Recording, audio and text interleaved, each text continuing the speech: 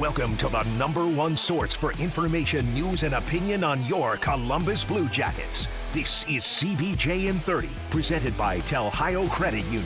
You can also find the audio version on the CBJ Radio SoundCloud page, Apple Podcasts, TuneIn, Spotify, Google Play Music, or wherever you listen to your favorite podcasts. Now here's your host, Bob McElligott.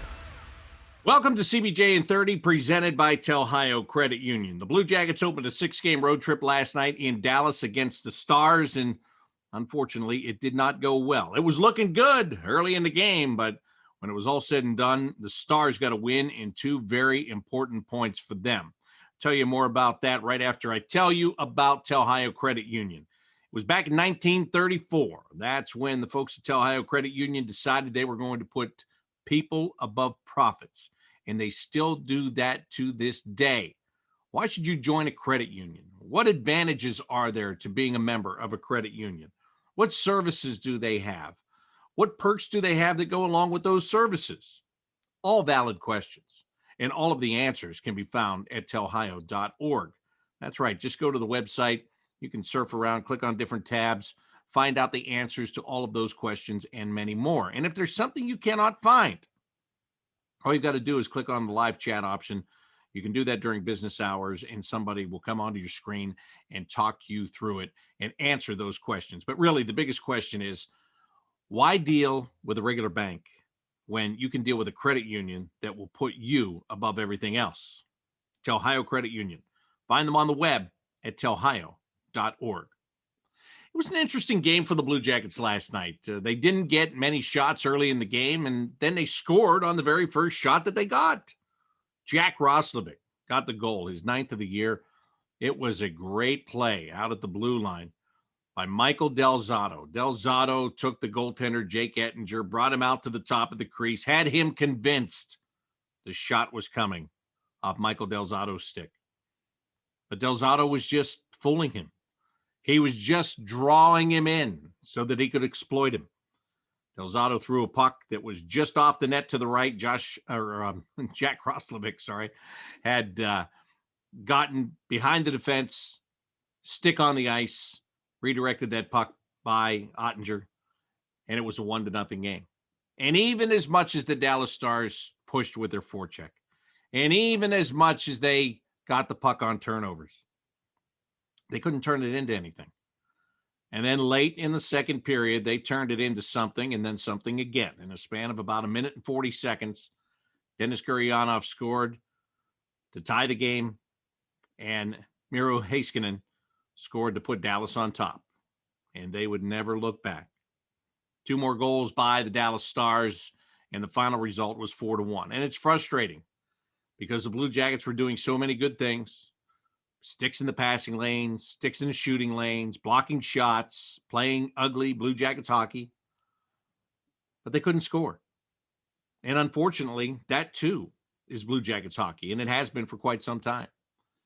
So the first game of the road trip goes to the Dallas Stars. They started the night 7 points out of a playoff spot, and they got help. Detroit beat Chicago. Carolina beat Nashville. So Dallas is now 5 points out. They've got games in hand. They're looking to use those games to their advantage. I don't know if they'll get there or not, but I sure hate that they're using the Blue Jackets as stepping stones to try to get to that 4th place finish in the Central Division. So the next game is on Saturday night. It's going to be an 8 o'clock start, and it'll be the final game of the year between the Blue Jackets and the Dallas Stars. The bright spot in the game for the Blue Jackets last night was the NHL debut of Josh Dunn. Josh was only signed a couple of weeks ago. He left Clarkson after his junior season, decided to turn pro, went to Cleveland, had a few points in very few games. Blue Jackets bring him up, and they played him last night. He played as a 4th-line centerman. He's a big body centerman. And in college, he was actually a defensive guy. He was named the ECAC Defensive Player of the Year, 2019, 2020. So, and I mean, like defensive forward, you know what I'm saying? Not that he wasn't a defenseman of the year, but he plays very well defensively as a centerman. So he made his debut, and it was great. It was great from the standpoint that it gives you a feel-good story. You feel good for Josh himself. You feel good for his family. He comes from a hockey family from the St. Louis area. He is one of 6 kids. They all play hockey. When I hear that, the first thing I think of is, how do they afford it? It's an expensive sport. I mean, there's a lot of sacrifice if your kids are playing hockey. I can tell you that firsthand.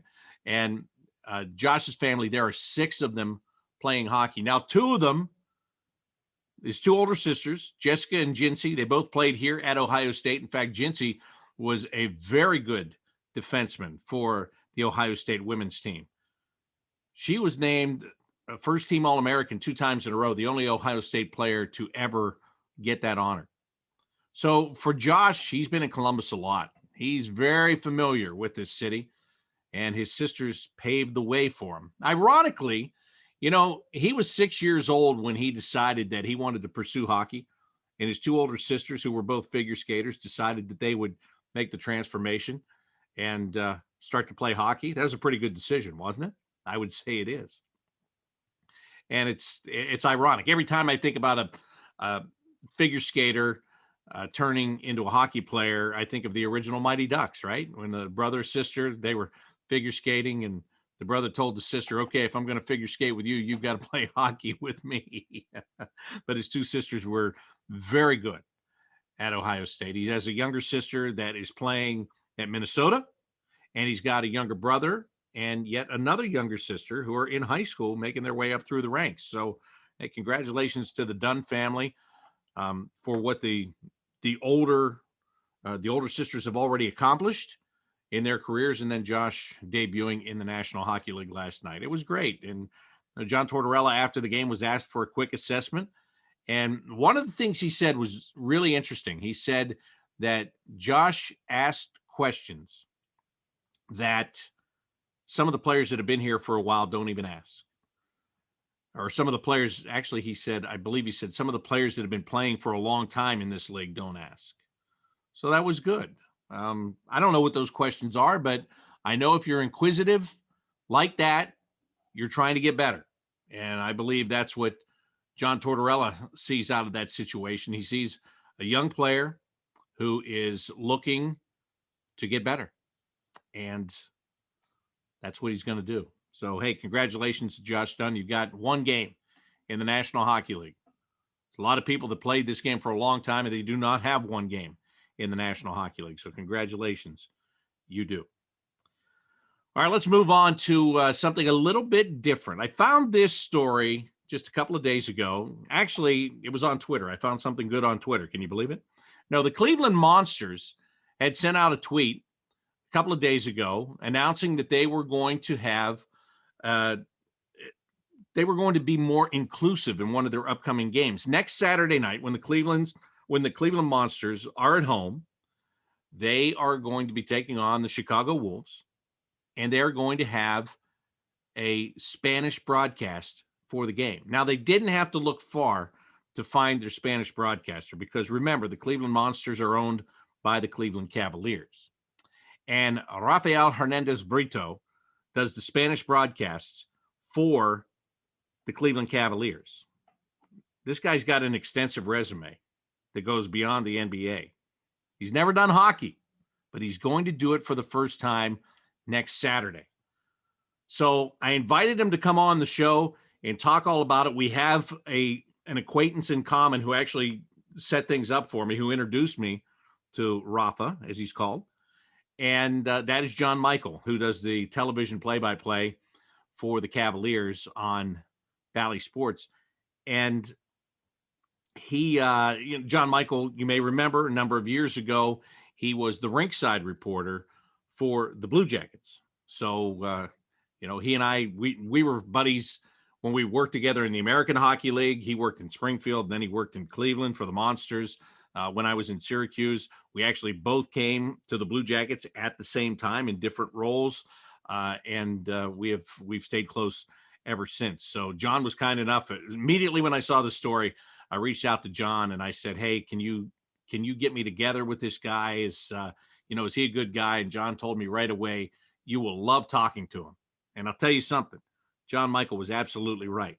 I did love talking to him. So let's find out about the Cleveland Monsters and the Spanish broadcast they have coming up. And more importantly, let's find out much, much more about Rafael Hernandez-Brito as he joins CBJ in 30.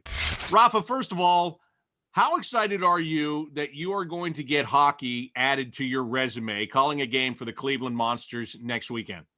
Bobby, it is such a great feeling because I am a hockey fan. It's one of the sports I learned in English when I came to the U.S. and became a fan living in New York City. Somehow I'm not a fan of the Rangers, watching them in '94.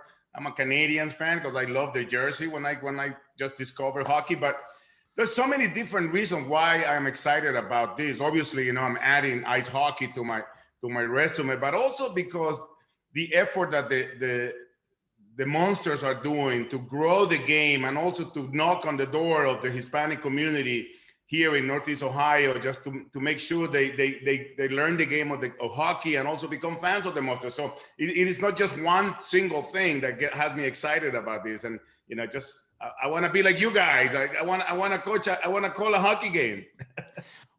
How long did this take to develop? I mean, did somebody just come to you one day and say, "Hey, Rafa, we want you to do this," or was it kind of a process? Were you involved in the process? I was involved in the process. I don't know at what point of the process I was brought in, but right near the end, right near the very end, probably. I'm pretty sure.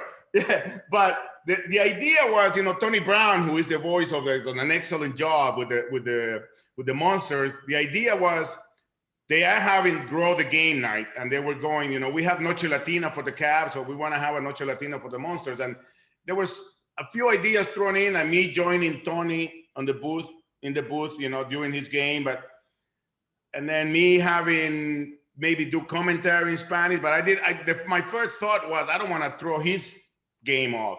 He's doing his thing, and I'm doing something. He doesn't know what I'm saying, so it just doesn't really make sense. And we're lucky we have a really good partner this year, a new partner for the Cavs in Espanol, and he jumped on board. He's like, yeah, you can have the night anytime you want. So we decided to do a separate broadcast and see how it goes. We're learning. I'm still learning some of the terms don't have translation. Like in baseball, a strike is a strike in any language. So we'll see how it goes. But it's really exciting. I think that would be really interesting. I would love to just do a play-by-play in English and then have you commentate in Spanish right after that. I think that would be just so amazing. It will sound nice, but I think it would be a bit confusing for everybody listening. Yeah, like for me, that wouldn't be fair. You would know everything I'm saying. I would have no idea what you're saying. Correct. Well, so what are you doing to practice for this? I mean, like you're talking about some of the terms, you're not sure how it's going to work out, but what kind of practice are you doing? I always watch hockey, John Michael, our play-by-play on the TV side, he's a big hockey fan, and I always sit there and I talk hockey with him. But it's really nothing you can practice about. I'm really, more concerned about what's going to come out of my mouth when the game starts. I know the game a little bit. I know the rules, at least the basic rules, and I'm a fan. But there's really not much to practice other than the flow of the game. So I'll be watching some of the games, this week and just trying to see if I can pick up. It's a much faster, of course, much faster pace of the game. So those are the little things that I'm concerned about. It's the first time we're doing it. And if anybody's expecting, do you believe in miracle calls? I think they're going to be disappointed. But I'm going to have a lot of fun. And my partner, Octavio Sequeira, who was the analyst for the Panthers a few years back. We're really excited about the fact that we get to share our love for hockey with our community. And hopefully, they jump on board with us. You mentioned John Michael, who now is a TV voice for the Cavaliers. And, of course, our Blue Jackets fans know him because he worked down here as the rinkside reporter for a couple of years when he first came out of the American Hockey League there. I don't know if I'm a little bit scared for you to have him as a mentor is what I'm trying to say to you. I keep running into that same problem, Bob. I'll tell you a story. When I came to the Cavs 7 years ago, it was the first time that I'd be traveling with the team. It was my first time working directly for an organization. So my boss, Dave Dombrowski, said to me, we played the first game that LeBron was back in Cleveland against the Knicks. And that same night we were on the road. So I'm really knew about getting on the team plane. I don't know where I'm sitting. I don't know what's the story with. And my boss said, just follow John Michael. And John and I agreed that is the worst advice I ever got. It's like, because I did that as they told me, and it led me to do things I wasn't really trying to do. Yeah, that's not a surprise to me, as a matter of fact. You know what he told me yesterday when I was talking to him to get your information? He told me that when he first met you, he was trying to think, this guy reminds me of somebody. Who does he remind me of? And then he told me it was me. He told me when I was doing this interview, it would be like talking to the Spanish version of me. Can you believe that? I hope you take that as a compliment. I do. Yeah, I do. I do. But, you mentioned coming back with the Cavs when LeBron came back there. And, man, what a special run that had to be for you. I know it's been more challenging in the last couple of years. But how big was that experience for you to go through a championship season with LeBron on the Cavs? It was a learning experience for sure. I have done basketball before. I've done the Nets, and I also have worked on the NFL for most of my time. And in the NFL, I got to call, 8 Super Bowls, and I got, Drew Brees' first Super Bowl, Peyton Manning first. I literally witnessed amazing moments in the world of sports, but I never really cared who won or lost because I was calling the national feed. So, I'm a Jets fan. My Jets were never in the Super Bowl. And coming to Cleveland, the first experience was losing. It really sucks when you see the guys work so hard every day, and then the result not being there. So the first season we lost the finals, and I keep hearing about, don't worry about, you'll get used to it. I can never get used to the team losing. I don't care if LeBron is here or LeBron's not. Or I don't care if we're supposed to lose. It hurt. It sucks because you see the guys working so hard. So the experience of the first 4 years, I always tell John that he should thank me because I had to come to Cleveland for him to ever call a playoff game, because that was his first playoff ever when we made it in the first season of the NBA. So yeah, it was an amazing experience in terms of learning, being on the road, just dealing with appreciating a little bit more of what the athletes do, especially on those back-to-back nights. And, fans, I think that's the thing the fans don't really appreciate a lot, everything the players have to do to play on consecutive nights, and especially traveling from another city to, arriving at, we play in the Warriors tonight, and the Warriors arrive at 3:30 in the morning. We probably arrive a little earlier from Charlotte. So it's crazy, but it's great to just to witness it. And obviously, 2016 was the culmination of all the hard work. But yeah, it was very different to what I was used to doing, but I'm happy I made that decision to come to Cleveland for sure. I'm glad you brought that up because, people always ask, or they've always asked me, like, don't you want to do ESPN or don't you want to do, the national stuff? And sure, that's high profile. There's no doubt about that. But to me, there's something about being with a team, being part of a team. And you nailed it. Caring who wins the game means a lot to me. And I guess you feel the same way. It definitely makes it's a big difference also when you get to experience the community, a community as a whole, especially here in the Northeast Ohio area, where they really love their teams. And I think that's one of the things that Hispanics relate to, because Hispanics, wherever they are, whatever city they have ended up with in the U.S., they support the local team. We're very loyal. And I think that's one of the things that I loved about Cleveland, the way they love the Browns after they have such miserable years. And it's happy to see how great they're doing. John and I walked to the parade in 2016, and it hit me, not only watching a lot of kids on the sidewalks that they had no idea what losing is, because they have watched 4 years in a row, or 2 years at the time, but of the Cavs winning every year, but also ran into a lot of fans. That this lady said to me, that she had gone to the cemetery before to see her father, because her father never got a chance to see the Cavs win a championship, and that to her meant so much. So that's when you realize the essence of just being part of an organization that goes way beyond the ice or the court. It expands so wide that people, unless you live it on a daily basis, you really don't understand how special it is. All right. So you've mentioned that you've called Super Bowls and all those things. How did you get into this? As a young man, how did you wind up being a play-by-play broadcaster? Well, I that's one of the things, I guess that's how I ended up next to John Michael, because I'm also an engineer by trade. I studied mechanical engineering at Boston University, and I'll give you the elevator version of my long trip to sports. I got an engineering degree. I wanted to work for Boeing or McDonnell Douglas, and I wanted to work on jet engines, and I could never get a job because I only had my permanent residence at the time. I wasn't a citizen, and because of national security issues, you have to be a citizen of the United States to work in those jobs. So I couldn't get a job, and I wanted to cut the cord and stop calling my parents back, who were still back home at the time in El Salvador. I just wanted to just get a job and become independent. So I got a job selling beer. You know, they paid me $18,000 a year with a car and insurance and gas. I was in heaven, and free beer. You know, like you can't go wrong, right? And I became really good at sales. You know, I moved up all the way to the brewing company with Coors. I was part of the group that brought Coors Light to this side of the Mississippi, and was really good at it. But I got to a point where I wasn't learning anymore. I was just really good. I had national accounts, Yankee Stadium, Madison Square Garden, but I was kind of burning the candle on both ends as well, because I had to make sure my sales went out in the morning and I entertained at night. And those were the years that I told you, when the Yankees and the Rangers were really good, when the Rangers won the Stanley Cup. And one time true story, I woke up one morning and I didn't want to go to work.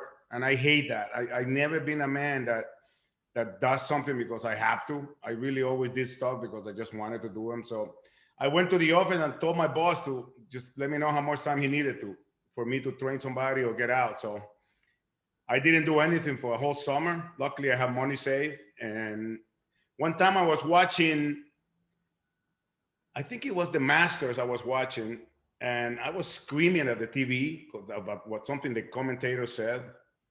And I was just going crazy, and it lit a light in my head. I was like, maybe I should do it for a living. If I'm going to sit here and scream at the TV, have somebody else scream at me, right?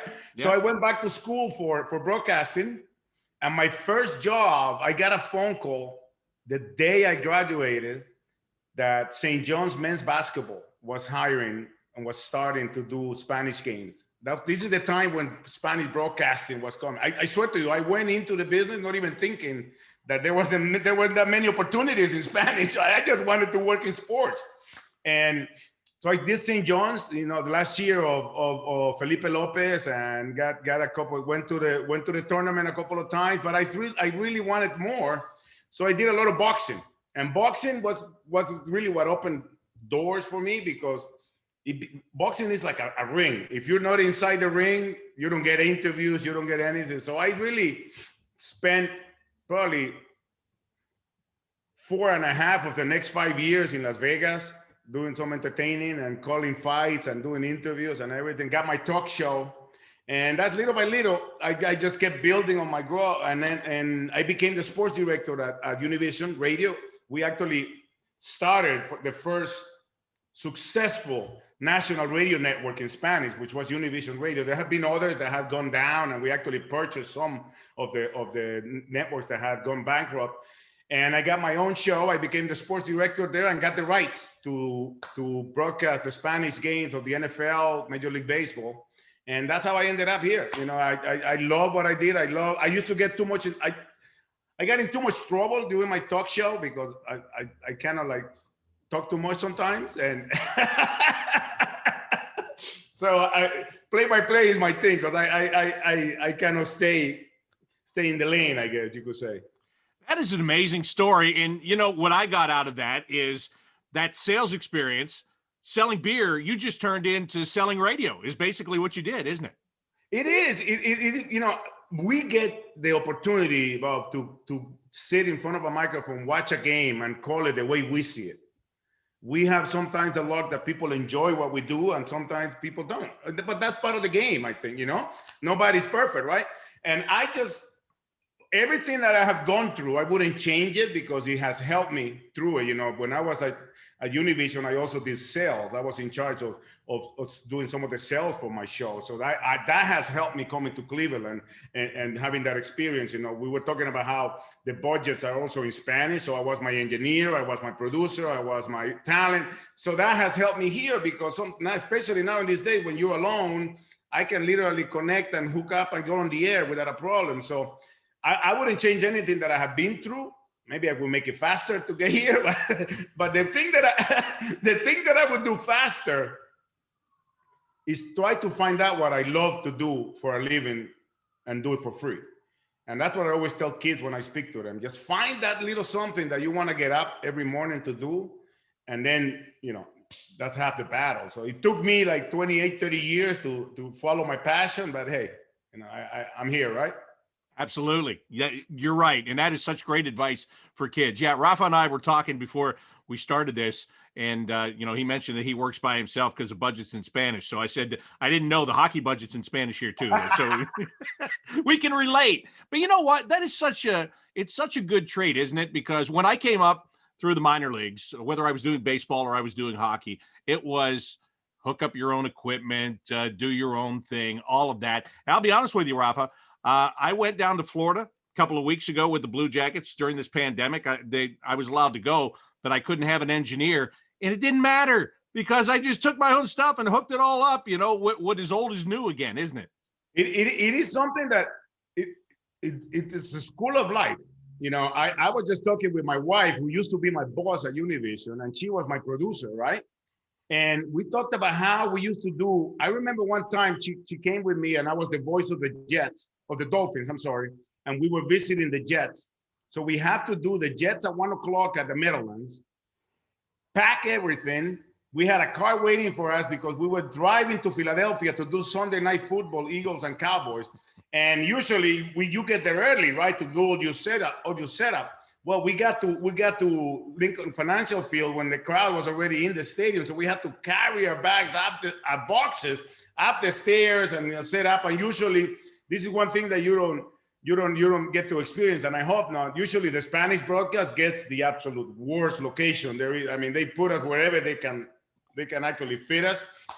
And at Lincoln Financial Field, we're up top, right when you come out into the tunnel, into the bowl, right there, there's like a platform, like a camera platform. And so we have to set up in the middle, and it was really cold. So we were just talking about how that has really helped me here, because I'm on the road. Here at home, you know, we have some great engineers, and they help me set up and everything. But I kind of like setting up myself now. I want to make sure I know what's going on. So even for this podcast and everything, it helps the experience, even though it really sucks to get it when it's happening. At the end of the day, it helps. It pays off. Yeah, all of a sudden you feel really smart now. Like back then you were like, this sucks. Why do I have to do this? I can't wait till I get to the big leagues and somebody does all this for me. And now you do it yourself and you go, man, I'm really smart. I'm really good, right? Yeah. What can you do? Hey, you know what? You got to get that sales experience back. You can't be taking the worst booth and the worst broadcast position, man. You got to talk yourself into a prime spot. Well, I think in order to do that, I got to ruffle too many feathers, and you know, I don't want to do. Maybe that's something I'll do once I retire, and I'll look up for the guys coming after me.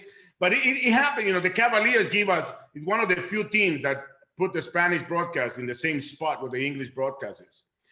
Something, you know, again, I'm coming back from being the first voice of the New York Jets in 1998, and there were some teams that they didn't even know we were coming into town, you know. So, you know, in the old Cowboy Stadium, there was the press box, there was the auxiliary press box, and then there was outside of the auxiliary press box, and that's where we used to sit. I called the last game at the old Cowboy Stadium, and I have a light bulb because we were so high that I can just literally stand on my chair and unscrew the light bulb from the stadium.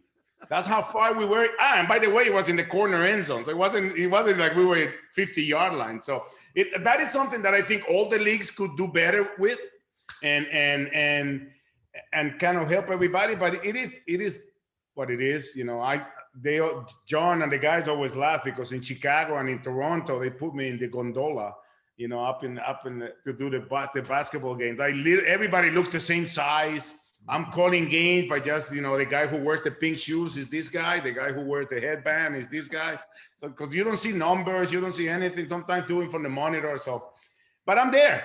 I always took that with me, that I'd rather be there than not. So I'll as long as I can watch the court, I'm happy with it.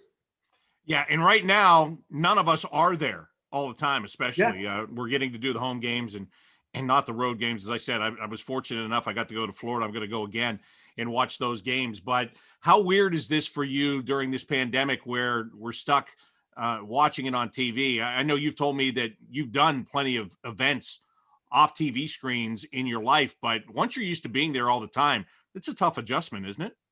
The toughest adjustment, Bob, I think is, and one of the things that I never had to experience, I had nothing to compare it with, was that you do miss the building of the relationship and experience with the guys when you're on the road. Even though we don't get to spend all the time with the players, but we're together, we're on the road, we're seeing practices, we're more like we got the front row, right?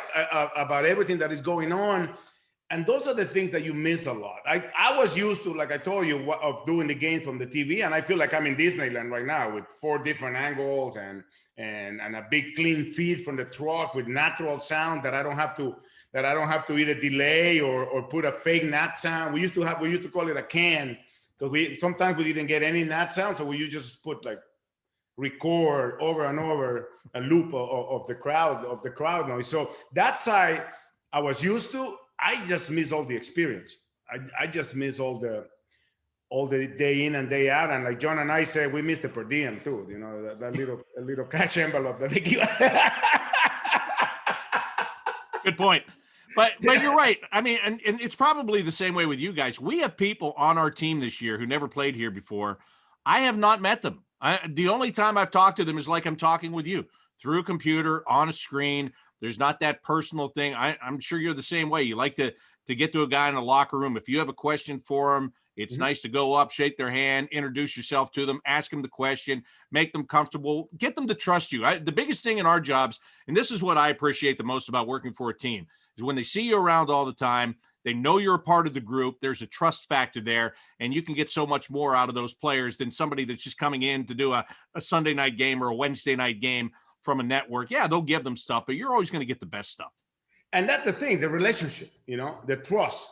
Everybody's media when you're not around, but when they see you and you get a chance to go introduce yourself, maybe and Rafa on the Spanish voice, and I always got to ask them, do you speak Spanish? But just building that relationship is what you miss. I don't know. I haven't been on the court on a game day all season long. The last time I saw a player in person was March 10th when we flew back from Chicago, when the day before the season got suspended. We have a new assistant coach that I never met. All the new guys have been through Zoom. So yes, it is odd. I don't know what's going to change, Bob, because I would imagine the players love the fact that they have the locker room for themselves. Because I always thought that was just the most ridiculous thing about having them be surrounded by. I mean, the NFL is even bigger crowd, bigger locker room. But those are the things that something's going to change out of this. I just hope that our ability to live the day in and day out with the players and develop those relationships that help us so much in a broadcast, because we get to witness a lot of stuff that we can't even use, right? In a broadcast, right? Injuries, arguments, but there are other things that talking to the assistant coaches during practices, just to check about, Curry's coming in tonight. What is the team trying to do? What has been the preparation? So for sure, the part that enriches our broadcast has gotten really small in terms of not traveling, but you got to do what you got to do. I'm sure a lot of people have it a lot worse than we do, and we still get to call the game. So I'm complaining, but I'm not. Right. I understand. And, it's great what you said about there are some things that we learned that we can't even broadcast, but what we can do is explain to the fans without giving up those secrets, because why something's happening, right? You know the background of it. And even if you can't specifically talk, look, if a guy has an injury and they don't want anybody to know, but yet he looks like you're watching him play and you're like, man, what's wrong with this guy? He's not running as fast as he normally does. He's not jumping, or in my case, and this guy looks weird when he's skating. Well, at least you can kind of soften the blow, and you can give some information without giving the secrets, right? I'm telling you, we used to see a lot of the things that the guys work on in practice. Either a shot or a play or something. Like right now, I'm sure that there is like Deli and Jared Allen or Isaiah Hartenstein are working on the alley oop, and then when you see that happening on the game, it enriches your broadcast because you can say, they've been working at it, or this is something that they have talked about. So it definitely hurts when the professional side of it and also the personal side. But then on the other side, I don't know if you have kids, but I know John and I have talked about he is enjoying the fact that he gets to come home every day and wake up and not missing any birthdays and not missing any Christmas dinner. I know John used to, like, when the kids were a little smaller, he used to have Christmas on December 23rd or 22nd before we travel, and then the kids don't know that it's Christmas, so it's a give and take. I still don't know about where I am on this thing, but I definitely, at the end of the day, bottom line is I'd rather experience the everyday with the guys, with the travel, and just move around, I guess. Yeah, no, I agree with you. And I do have kids, but see, my kids are older, so they would much rather me get out of here and stick around. You know how that is. Yeah. Actually, it's the wives. The wives are the ones that are like, shouldn't you be gone for 3 or 4 days? Like, why are you still here? My wife is different because we still have a home in Miami. So when the season starts, she comes home to Cleveland during the long homestands. And then when we go to the West Coast for 10, 12 days, she goes back to Miami. Well, this season, because of the pandemic, we're not traveling. So she decided to stay with me here in Cleveland. After a couple of snowstorms, she's like, you know what? I'll see you later. All right. Well, before I let you go, look, we've talked about you doing the NFL and boxing and basketball. You're going to add hockey to it. What have we missed? What other sports have you done that you have on your resume? It's funny. I called the Little League World Series 1 year. I called the World Series. I called UFC championship matches. And there's one thing. I'm the only broadcaster to do the finals of baseball, basketball, football, and the Final Four. I just did it for the 4th season in a row. I'm only missing the Stanley Cup. So when the Blue Jackets make it, they better allow me to call the Stanley Cup final, because that's the only one I'm missing. Okay, here's what I'm going to tell you. When you do this game next Saturday, okay, you got to figure it out, because this is an audition, man. That's just how it is, right? Yeah. I still don't know. One of my favorite phrases in hockey, because I love to listen I love the way the broadcaster brings you into the game, right? But he scored. I love that. I don't know if I'm gonna do a long goal de los Monsters, or I'm just gonna go like he scored. I still don't know yet. But again, those are the things you don't plan. But I'll be able to. I'm sure I'll send the tape to the Blue Jackets so they have me ready for the Stanley Cup. All right, here's what I want, and I honestly mean this. Because of the whole pandemic, we're kind of stuck with this, but because we have to do what we have to do this year. Once we get beyond this, and you're going to have a game on your resume now, I would really love you to come down to a Blue Jackets game and sit in with me. If you want to do it in English or Spanish, I don't care. You can mix it up, but I think that would be so fun. I think that would be a great time. I would love that. Are you kidding? I'll go right now if I have to. I will definitely take that. I'll take that offer for sure. I think, and you should bring John Michael with you, and we'll just make him stand in the booth and wish he was still doing hockey, but he'll have to watch us. I like that too. That sounds great. So obviously you're doing the Cavs. We have a lot of Cavs fans down here in Columbus, obviously. So, where can they find you doing the Cavs games on TV? All they have to do is hit the SAP button, right? Yes, John doesn't like me to promote the SAP version because that means they go away from him. But yes, hit the second audio button on your TV, and you can listen to us there. Or Power 89.1 is the .org is where we are on the radio. So, and also on the Cavs app, if you live with the blackout area, I think it's like 500 miles or something like that, 75 miles, I don't know. But it's on the Cavs app, it's also available. And hopefully pretty soon in the Blue Jackets Radio Network. I'll be coming to do a game with you. So the game that you're doing for the Monsters, is it going to be on that same radio station? Yes, Power 89.1. All right, and that's next Saturday, right? That's the 24th. I forget what day that is. Yes, I know that feeling too. Who are they playing? Do you know that? Yeah. What happened? I said, who are they going to be playing? Do you know that? I think it's the Wolves. Oh, that's right, the Chicago Wolves. Yeah. That's right. The yes. Chicago Wolves. Yeah. All right, you passed the first test, Rafa. That I know. It's great. I'm going to try to tune into that. I really am. I'm looking forward to hearing that. Actually, I can tune into that because we have the night off, so I'll be listening. No pressure. And I want to hear you. I want to hear your critique. All right.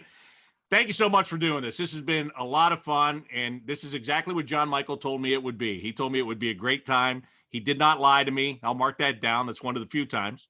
And I wish you nothing but the best, and I mean it.